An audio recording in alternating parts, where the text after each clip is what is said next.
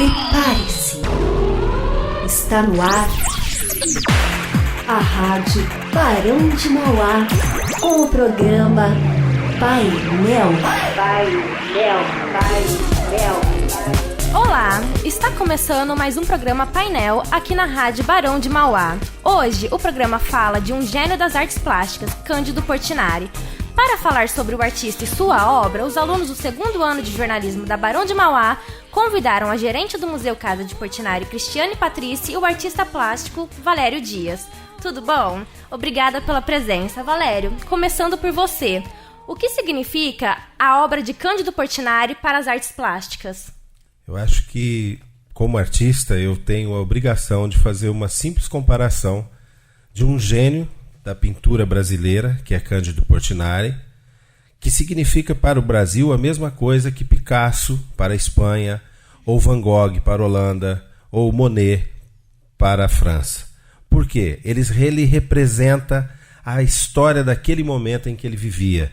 Ele tem uma característica própria. Ele, além de ser um autodidata no princípio, com seus 15 anos, ele já tinha um histórico e foi desenvolvendo isso e trouxe depois as técnicas e as influências do que acontecia na Europa e acabou transformando o seu trabalho num cartão postal das artes plásticas brasileiras. Cris, desde quando existe o Museu Casa de Portinari?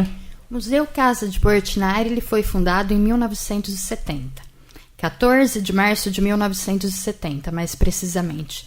Em 1968, ele foi tombado pelo IPHAN, que é o Instituto do Patrimônio Histórico e Artístico Nacional. Em 69, ex officio pelo CONDEFAT, que é o Conselho de Defesa do Patrimônio Histórico, Arqueológico, Artístico e Turístico do Estado. E foi inaugurado em 14 de março de 1970. Nossa, muita história, né? Vamos ouvir agora a reportagem de Luísa Guinfogel sobre o aspecto histórico das obras do artista. Cândido Portinari nasceu no dia 29 de dezembro de 1903 em Brodowski e faleceu dia 6 de janeiro de 1962 no Rio de Janeiro. Portinari foi o pintor brasileiro mais conhecido em âmbito internacional.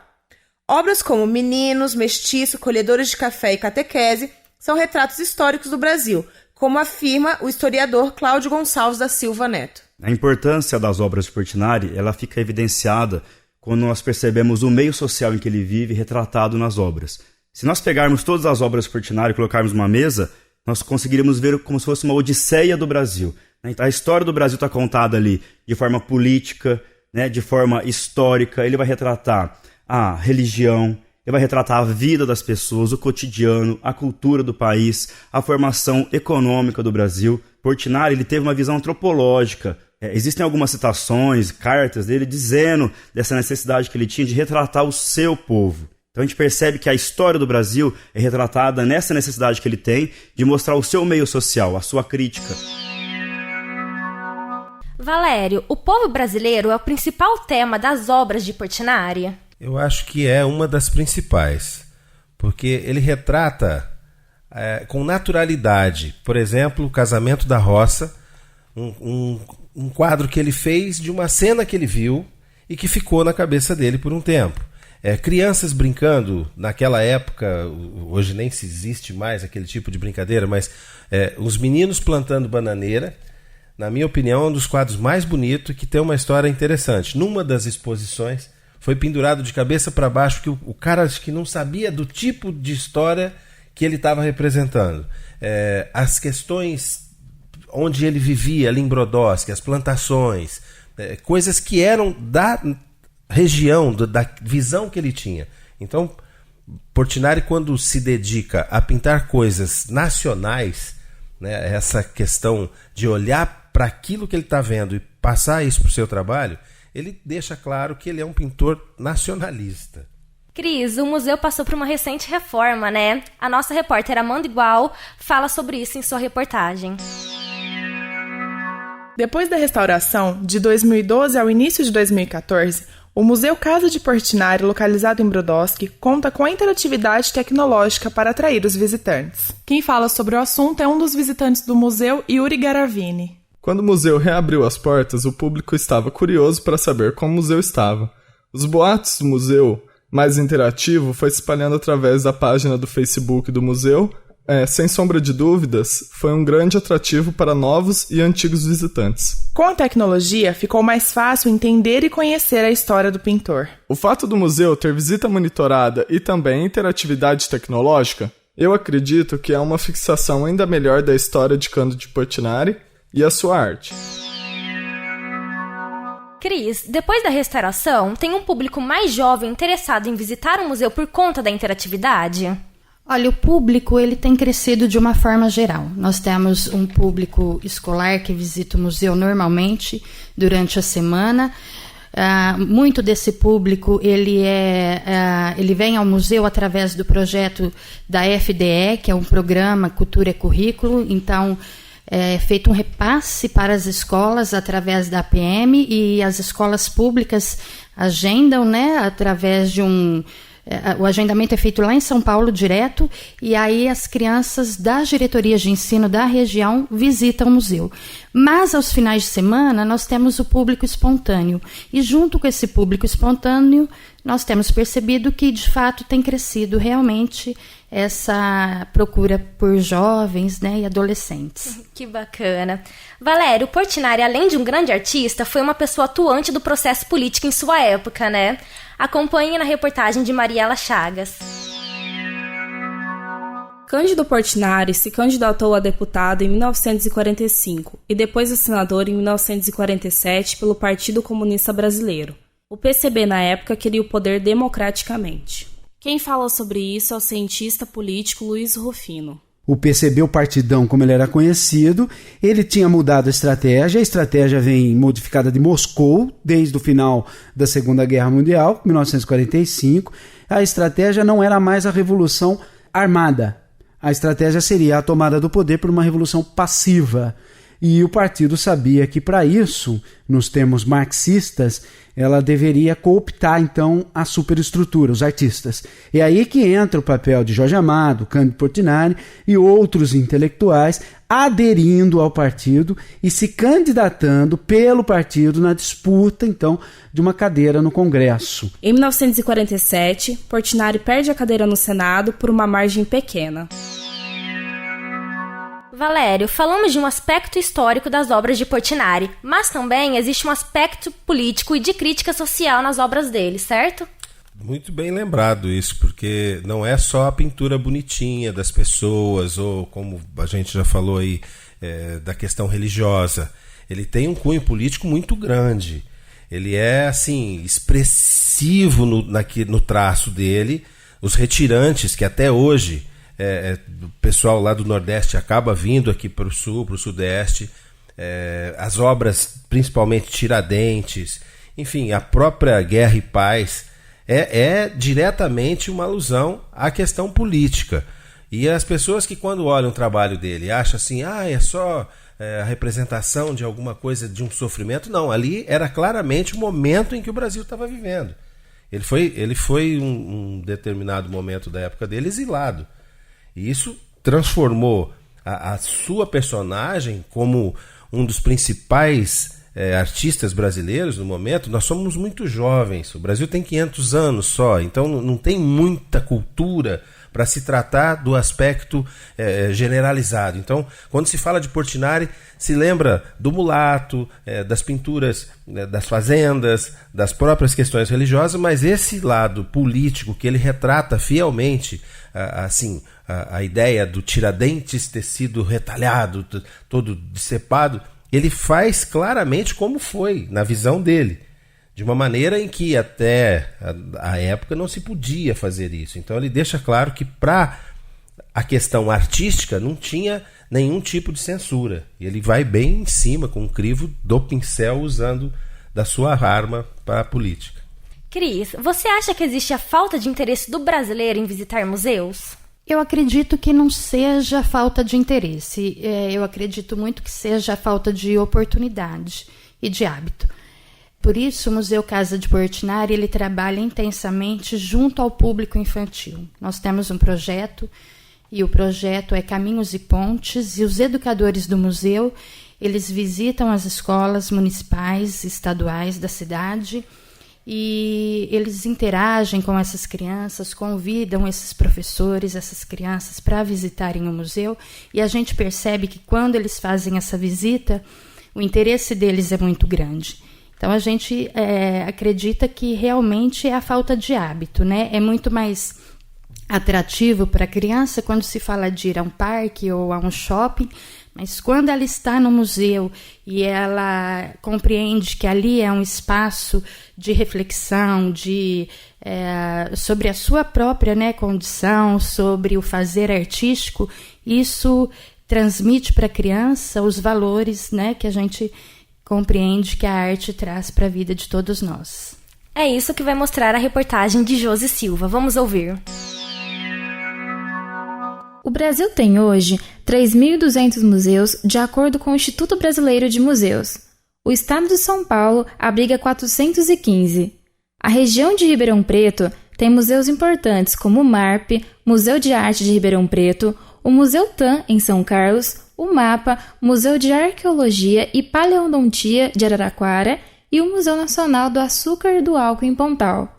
O professor de História da Arte, Francisco Soares, explica as possíveis causas da baixa visitação aos museus. Eu acho que nem é tanto desinteresse, é mais o desconhecimento da pessoa que existe, talvez na própria cidade, na própria região, museus interessantes, porque ela possa visitar. Quer dizer, o Brasil, no geral, no contexto geral, é de uma carência cultural assustadora. Claro que o museu, que é um grande espaço de preservação de memória, cultura, um acervo de grande informação, as pessoas acabam realmente não indo, enfim.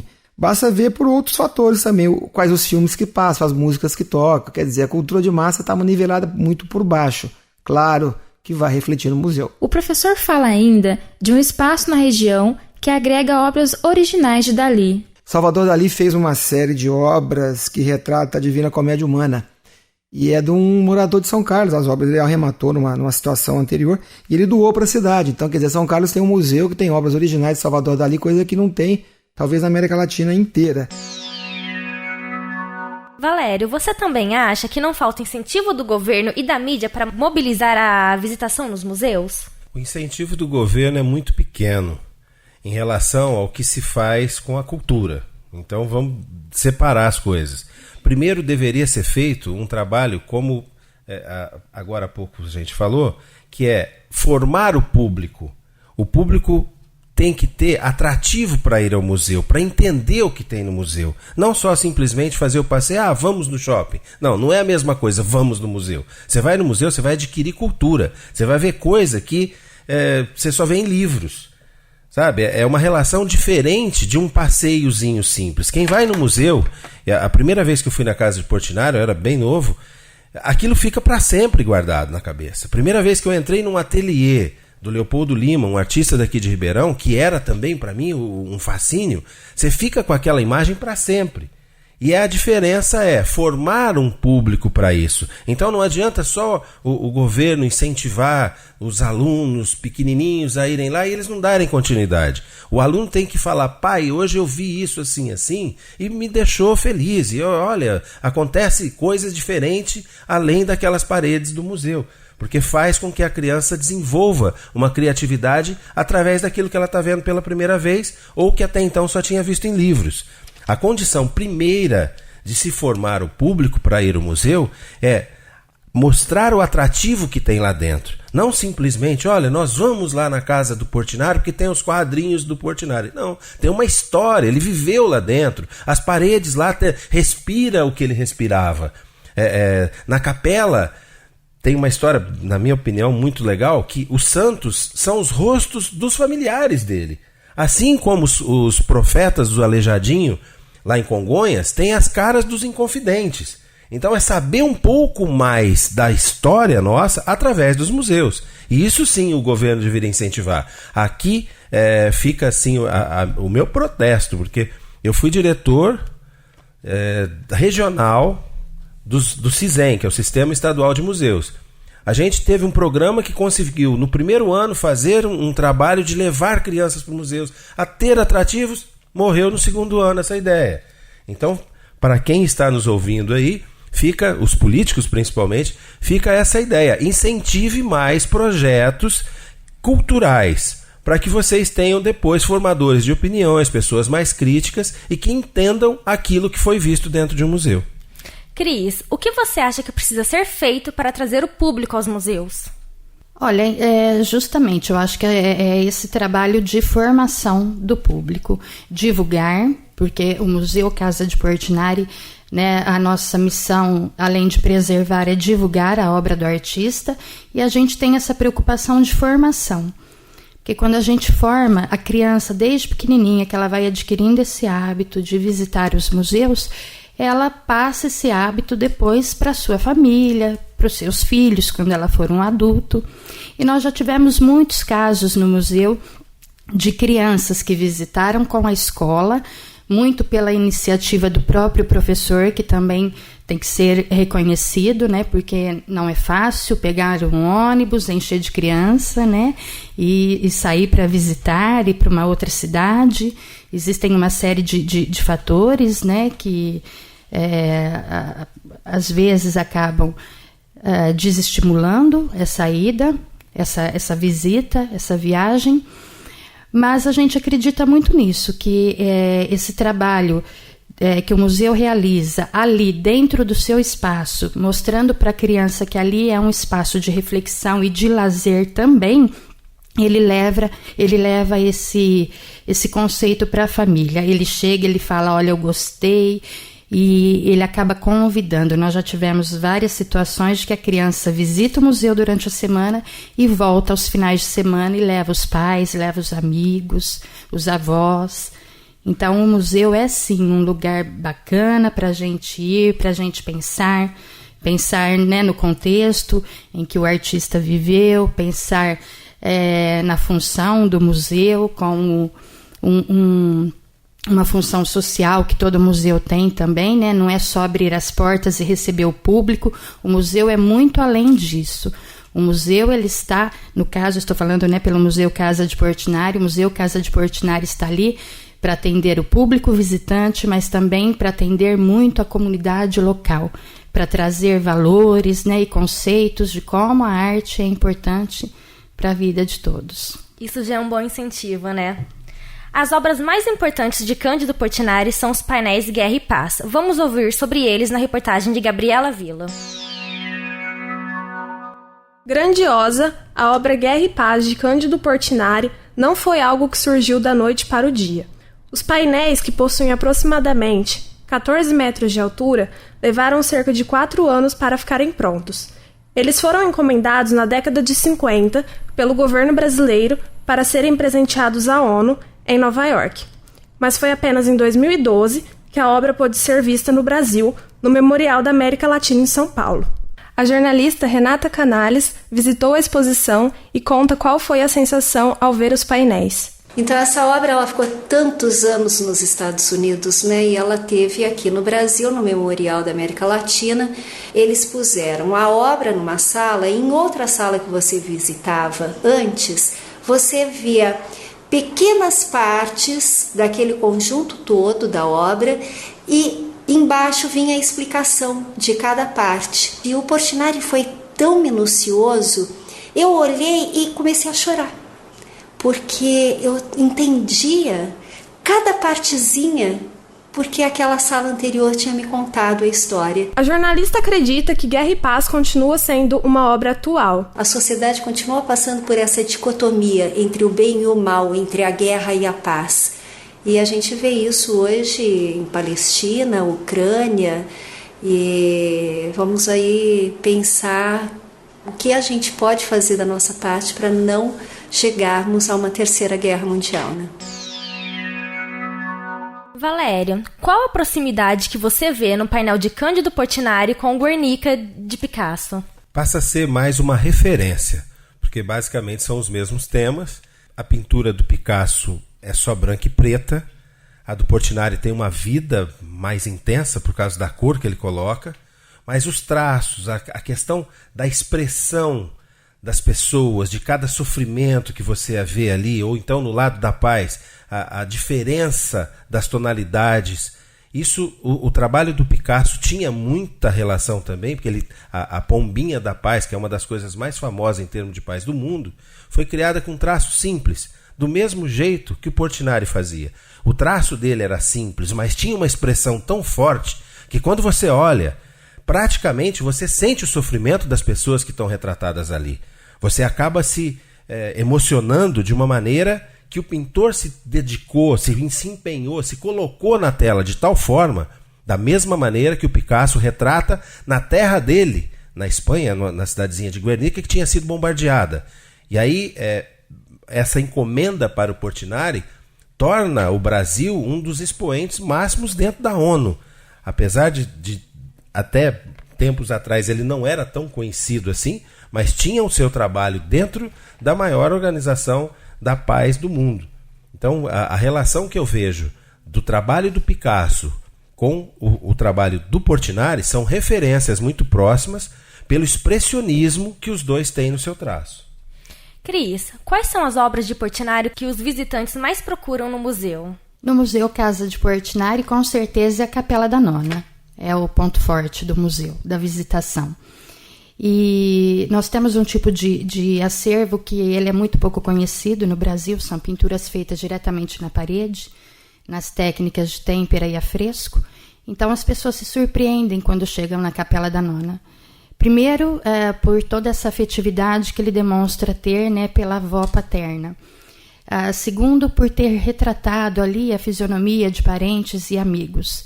E terceiro, pelo próprio conjunto da obra que ali eles encontram, porque a pessoa, quando ela visita o museu, ela vai compreendendo pouco a pouco que a casa, ela faz parte, é como se fosse um ateliê do artista, um ateliê aberto. Ela faz parte, a casa, das narrativas da vida do artista. É importante salientar, desculpa, Cris, mas eu tenho que dar um piteco na sua resposta aí também. Afresco é uma das técnicas mais difíceis que tem. Porque o reboque ainda tem que estar meio úmido, você não pode demorar, porque aí depois a tinta não pega direito. E vai saber quem foi, pintaram em cima alguns desses afrescos que foram restaurados. É uma coisa até assim tediosa, porque as pessoas não têm cultura, não têm noção do trabalho que foi aquilo. E com a restauração se descobriu detalhes importantes que dentro do contexto do Museu Casa de Portinari, eu acho que é uma das partes, além das coisinhas que para mim, pincéis, coisas ligadas à pintura são muito gostosas de ver, mas a Capela da Nona não se fala, né? Porque é o ponto-chave. Mas esses afrescos, para quem for visitar, aproveite para conhecer uma das técnicas que foi usada na Renascença por Michelangelo na Capela Sistina, por tantos outros artistas que são famosos mundialmente e que o Portinari também sabia fazer e muito bem.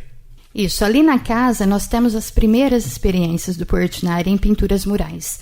E nós estamos em parceria com o Projeto Portinari para verificar a autoria primeiro desses afrescos que foram descobertos, né, um em 1970 e o outro nessa restauração mais recente de 2012.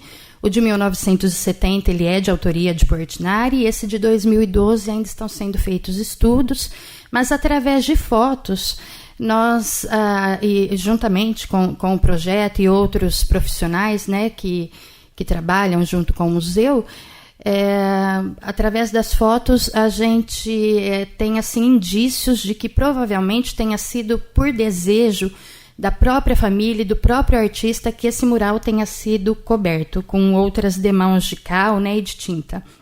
Então, são esses estudos agora que vão demonstrar isso para a gente, se realmente foi uma opção da própria família, do artista, ou se foram nas restaurações, né, que o museu sofreu que a casa sofreu antes de ser transformada em museu. Valério, aproveitando o seu grande conhecimento em artes plásticas, fale um pouco para nós sobre a grande característica do Portinari, o azul. Azul, para mim, é algo que mexe com o meu começo do dia. Se o dia está meio nublado, é um azul diferente. Dependendo dos dias de verão, aquele azul intenso. Eu acho que o Portinari retratava isso com os olhos de quem tem emoção na alma. O azul dele, para quem não sabe, naquela época não tinha essa quantidade, tipo as tintas computadorizadas que você vai e escolhe. Ele fazia a tinta com pigmentos, ele tinha uma base de azul, mas ele ia transformando para azul mais claro, mais forte, mais intenso. E isso fazia do artista o criador do seu azul. Pouca gente sabe disso. Ele não era, ia lá na loja e falava, me dá esse azul tal cor aqui, ou tipo azul celeste, né, que é um azul conhecido. Não tinha isso na época. Então ele misturava na paleta uma quantidade de pigmento junto com os aglutinantes que formam a tinta para depois levar para a tela. Isso a parte técnica. Agora, a emoção de ver um azul diferente que tem no céu da nossa região. Eu tenho lembranças do Vacarini, que foi meu grande amigo também, que ele falava, vocês não têm noção da beleza que é esse azul da nossa região. Porque na época do inverno na Europa não tem azul, é aquela coisa esbranquiçada. Em Londres não se tem azul. Então tem lugares do mundo que não tem esse esplendor que tem aqui na nossa região. E o Portinari fazia isso com maestria. Ele brincava com várias tonalidades. Tem um quadro que os meninos estão tipo jogando bola, é bem vermelha a terra, aquela terra roxa nossa, e o céu vem num tom de degradê, azul profundo, e vai descendo, que vai ficando clarinho, que quando você olha aquilo parece que você entra dentro do quadro. Isso só grandes mestres sabem fazer, e principalmente com o azul maravilhoso de Portinari. Isso ainda é perfeitamente possível das pessoas encontrarem em Brodowski. A gente ainda se reconhece na obra de Portinari. Esse céu, ele é um céu eterno, que ainda existe na nossa cidade. É um céu à noite estrelado, e durante o dia, no entardecer, ele tem uma tonalidade, uma cor que está presente na obra do artista. E como ele mesmo narrou uma vez, para se conhecer, né? Aliás, isso é uma fala do Pietro Maria Bardi, que ele diz que se para conhecer a obra de Portinari é imprescindível ir a Brodowski, e na narrativa de Portinari ele diz que não existia, que o céu de Brodowski à noite era mais claro do que os povoados da região durante o dia. Nossa, muito bonita a frase. Quero agradecer a presença de vocês, quero agradecer por toda a sala, todos os alunos do segundo ano de jornalismo. Esse foi mais um programa Painel aqui na Rádio Barão de Mauá. Até a próxima. Você ouviu pela Rádio Barão de Mauá mais um programa Painel.